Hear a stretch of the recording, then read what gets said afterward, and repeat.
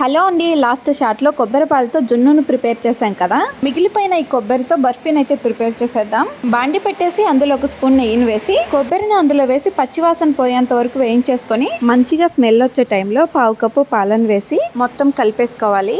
పాలు మొత్తం కొబ్బరిలోకి మిక్స్ అయిపోయిన తర్వాత పావు కప్పు చక్కెరను వేసి చక్కెర మొత్తం కరిగేంత వరకు కలిపేసుకోవాలి. తర్వాత యాలకుల పొడిని వేసుకొని కలిపేసుకొని కొబ్బరి మొత్తం ఇలా దగ్గర పడ్డాక ఈ మిశ్రమాన్ని చేతితో తీసుకుంటే ఇలా లడ్డు లాగా ప్రిపేర్ అయిపోతుంది.